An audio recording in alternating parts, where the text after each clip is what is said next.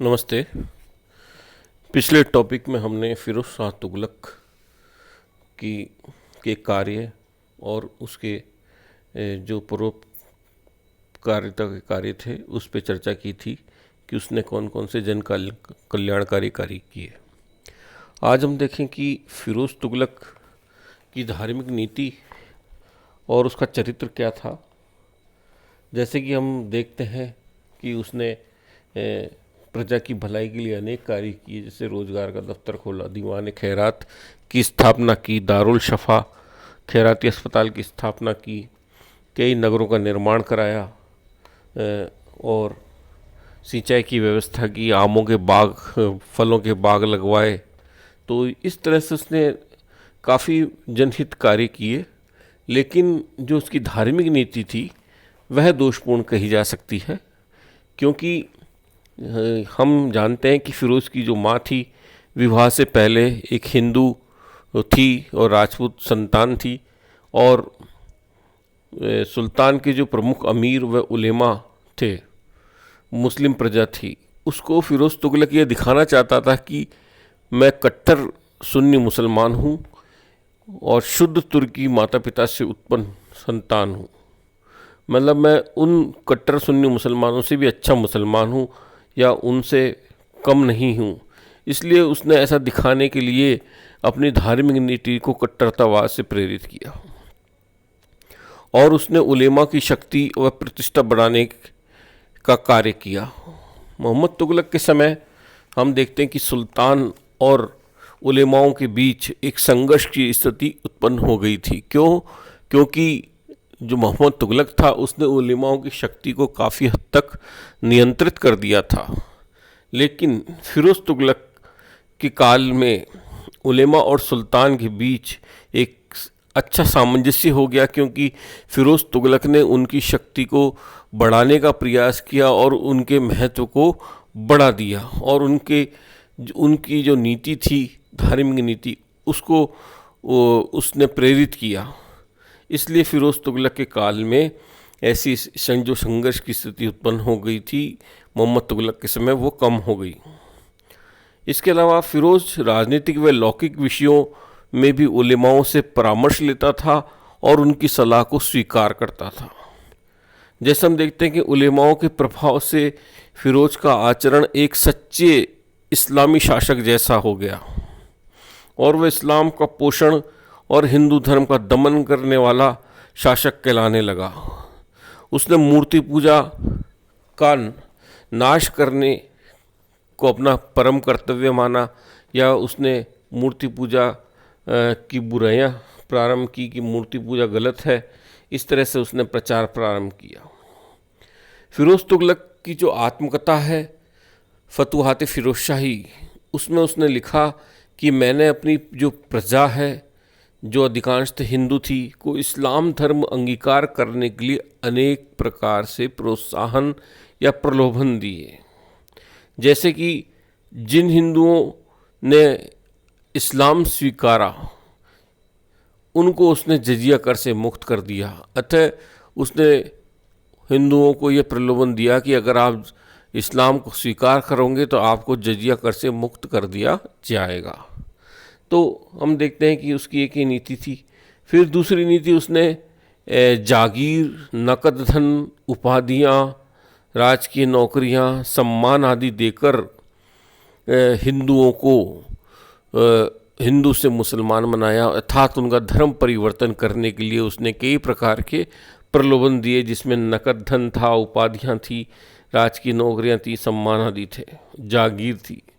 तो इस प्रकार के प्रलोभन दिए। फिर हम देखते हैं कि फिरोज़ तुगलक ने मंदिरों को ध्वस्त कर दिया और उन मंदिरों की जो मूर्तियां थी उनको तोड़ दिया। एक ब्राह्मण, ऐसा कहा जाता है कि उसने एक ब्राह्मण को इस आरोप में वध कर दिया कि वह जो मुसलमान थे उनको अपना धर्म छोड़कर हिंदू होने के लिए बोलता था, कि वो ब्राह्मण ऐसा करता था कि मुसलमानों को बोलता था कि आप हिंदू हो जाओ। इसलिए फिरोज़ तुगलक ने उस ब्राह्मण का वध करा दिया, तो ऐसा कहा जाता है।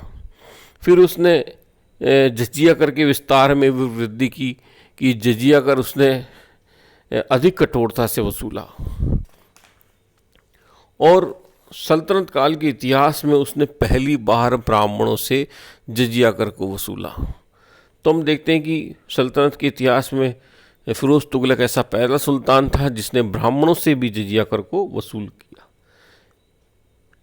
उसने शिया लोगों पर दंड लगाया, जो मुसलमान शिया लोग तो मुसलमान होते, लेकिन उसने शिया होने के कारण उन पर दंड लगाया और उनके धार्मिक पुस्तकों को खुलेआम जलवा दिया।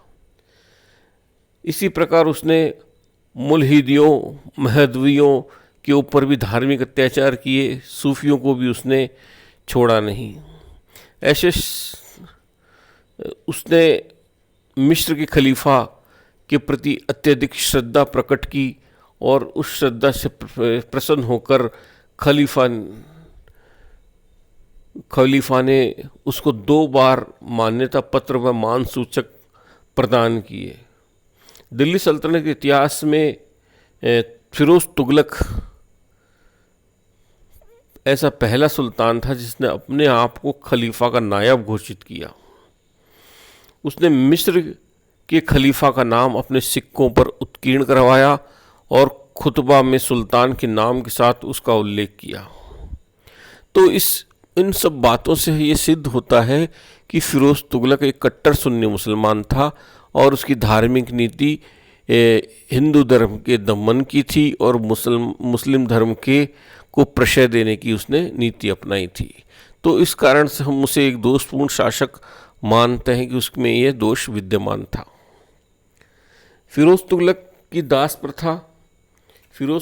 दास प्रथा के बारे में कहा जाता है कि सुल्तान फिरोज तुगलक को दासों का बहुत शौक था और उसके काल में दास प्रथा को काफ़ी अधिक बढ़ावा मिला। उसने सूबेदारों को और जितने भी अधिकारी थे राज्य के, उनको कहा कि आप राज्य के सभी भागों से अपने पास से गुलामों को भेजो। दिल्ली गुलामों को भेजा गया और दिल्ली में गुलामों की संख्या 1,80,000 तक पहुंच गई। इन 1,80,000 गुलामों में से 40,000 गुलाम सुल्तान के शाही महल में थे और सुल्तान की सेवा के लिए थे और इन सब के ऊपर एक अफसर को नियुक्त किया गया और उसके अधीन कई अधिकारी व क्लर्क आदि रखे गए। अनेक गुलामों को उसने विभिन्न प्रांतों में भी नियुक्त किया और उनकी शिक्षा व रोजगार का अच्छा प्रबंध कराया गया। इससे राज्य पर खर्चा बढ़ा और उलेमा की भांति गुलामों ने भी शासन में हस्तक्षेप करने प्रारंभ कर दिया और उसके जो गुलाम थे काफ़ी उच्च पदों पर पहुंच चुके थे। तो गुलामों ने भी शासन सत्ता को प्रभावित करना शुरू कर दिया था। तो ये उसकी एक गलत नीति कह सकते हैं कि राज्य पर अत्यधिक व्यय व भार बढ़ा। फिर हम देखते हैं कि उसकी जो सेना थी, सैन्य व्यवस्था किस प्रकार से थी। उसका जो सैन्य संगठन था सामंती आधार पर था और हम देखते हैं कि अलाउद्दीन खिलजी ने एक विशाल स्थायी सेना की नियुक्ति की थी, लेकिन फिरोज तुगलक ने उस स्थायी सेना को छिन्न भिन्न कर दिया था और जो उसकी जो सेना थी एकता प्रणाली पर आधारित हो गई थी। कि जैसे हम देखते हैं कि अलाउद्दीन से पहले जो अंगरक्षकों की फौज होती थी वही सुल्तान की स्थायी सेना कहलाती थी और जो प्रांतीय जो अक्ता थे, प्रांतीय इक्ताकार थे, उनको ही अपनी केंद्र में सेना भेजनी पड़ती थी। तो वो ही व्यवस्था फिरोज तुगलक ने अपनाई थी, इक्ता व्यवस्था पर आधारित उसकी सैन्य व्यवस्था थी। फिर देखते हैं कि अलाउद्दीन खिलजी ने अपने जो सैनिक थे और अपने जागीरदार थे, अधिकारी थे, उनको नगद वेतन देना प्रारंभ किया था, लेकिन फिरोज तुगलक ने इस प्रणाली को भी त्याग दिया और सैनिकों को जागीर प्रदान करने की, वेतन के बदले जागीर प्रदान करने की आज्ञा दी। तो इससे भी जो खालसा भूमि थी उसमें कमी आ गई और सैनिक जब बूढ़ा हो जाते थे तो उनके जो पुत्र होता था, उनका दामाद होता था, उसके गुलाम होते थे, वो सैनिकों के उत्तराधिकारी बन जाते और वो सेना में भर्ती हो जाते। तो इस प्रकार से फिरोज तुगलक के समय जो सेना जो थी वंशानुगत हो गई थी, सैनिक सेवा वंशानुगत हो गई थी। योग्यता और शारीरिक क्षमता का सिद्धांत कोई नहीं रहा था। दीवाने आर्य जैसी संस्था अब संभवतः शिथिल हो गई, या उसने जो सैनिकों का हुलिया दर्ज करने की जो प्रथा थी अलाउद्दीन खिलजी ने प्रारंभ की थी, हो सकता है उसमें शिथिलता प्रदान कर दी। हम देखते हैं कि फिरोज तुगलक एक निम्न कोटि का सैनिक था, या उसमें उच्च कोटि की सैन्य प्रतिभा नहीं थी, इसलिए उसकी विदेश नीति दुर्बल व अस्थिर थी।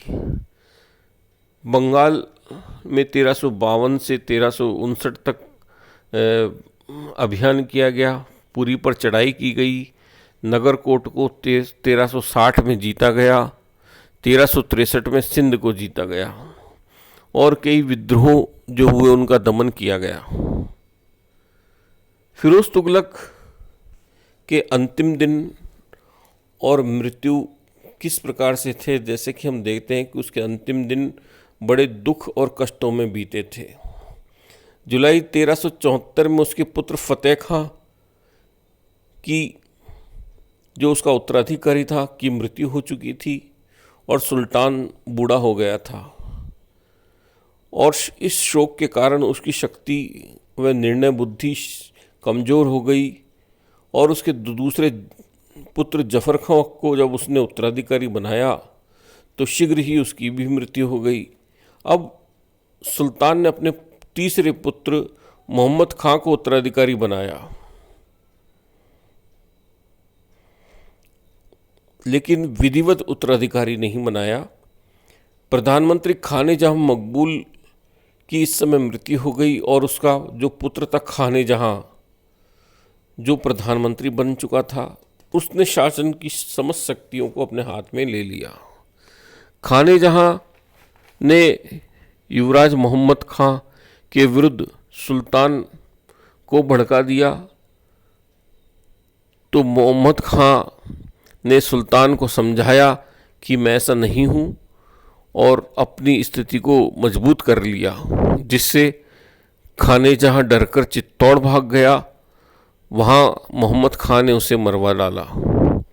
मोहम्मद खां विलासी हो गया और आमोद प्रमोद में लिप्त रहने लगा। कुछ अमीरों ने जब उसे समझाया तो उसने विद्रोह कर दिया, और युद्ध में जब मोहम्मद खां जो युवराज था उसकी विजय होने वाली थी, तो अमीरों ने सुल्तान फिरोज तुगलक को युद्ध क्षेत्र में ले जाकर खड़ा कर दिया। सुल्तान फिरोज शाह तुगलक को देखकर मोहम्मद खां की सेना डर गई और भाग खड़ी हुई, और मोहम्मद खां भी भाग गया। अब फिरोज तुगलक ने अपने पोते गियासुद्दीन तुगलक शाह, जो स्वर्गीय पुत्र महम फतेह खां का पुत्र था, को अपना उत्तराधिकारी नियुक्त किया। 20 सितंबर 1388 को 80 वर्ष की आयु में वृद्ध सुल्तान फिरोज शाह तुगलक का निधन हो गया। अब हम देखें कि फिरोज तुगलक का व्यक्तित्व व चरित्र किस प्रकार से थे। फिरोज तुगलक के व्यक्तित्व और चरित्र के बारे में विद्वानों में वाद विवाद है कि वह एक योग्य शासक था, या उसने प्रजा की भलाई के लिए अत्यधिक कार्य किए। वहीं दूसरी तरफ उसकी आलोचना यह कह के की जाती है कि वह निम्न कोटि का सैनिक था, उसमें उच्च कोटि की सैन्य प्रतिभा की कमी थी। जियाउद्दीन बरनी और शश्म शिराज अफीक ने उसकी बहुत अधिक प्रशंसा की और लिखा कि सुल्तान नासिरुद्दीन महमूद के बाद वह सबसे अधिक न्यायप्रिय, दयालु और उदार शासक था। एल्फिस्टन ने हिस्ट्री ऑफ इंडिया में फिरोज तुगलक को सल्तनत काल का अकबर कहा। सर वुल्जले हेग ने लिखा कि अकबर से पहले भारत में मुस्लिम शासकों के इतिहास में फिरोज तुगलक के राज्यकाल के साथ एक अत्यंत उज्जवल युग का अवसान होता है। इधर डॉक्टर ईश्वर प्रसाद लिखते हैं कि फिरोज तुगलक में उस विशाल हृदय तथा विस्तीर्ण मस्तिष्क वाले सम्राट अकबर की प्रतिभा का शतांश भी नहीं था, जिसने सार्वजनिक हितों के उच्च मन से सभी संप्रदाय और धर्मों के प्रति शांति, सद्भावना और सहिष्णुता का संदेश दिया था। उधर विसेंट ऑर्थर स्मिथ भी ऐसे ही लिखते हैं कि फिरोज तुगलक की अकबर से तुलना करना मूर्खतापूर्ण बात है। Doctor A.L. श्रीवास्तव ने लिखा कि जहाँ तक सिद्धांतों, विश्वासों का संबंध है, वह ईमानदार व सच्चा था, वास्तव में प्रजा का हितैषी था। उसमें मस्तिष्क के नहीं वरन हृदय के अनेक गुण विद्यमान थे। इसके पहले तथा बाद के दिल्ली के किसी सुल्तान ने अपनी प्रजा की भौतिक समृद्धि के लिए इतना कार्य नहीं किया जितना कि उसने। मोहम्मद तुगलक के शासनकाल के कष्टों और दुखों के उपरांत इस प्रकार के कार्यों की अत्यधिक आवश्यकता थी और उसने अपनी प्रजा की जरूरतों को पूरा किया। जनहित के लिए राज्य के कार्य क्षेत्र का विस्तार किया। इसके लिए फिरोज को श्रेय मिलना चाहिए, लेकिन उसमें सैन्य प्रतिभा की बात तो दूर रही। फिरोज में एक अनुभवी सैनिक तथा सफल सेना नायक के गुण नहीं थे। कभी उसका आचरण आवश्यकता से अधिक कोमल हो जाता, जिससे शासन की सुयोग्यता बिगड़ जाती।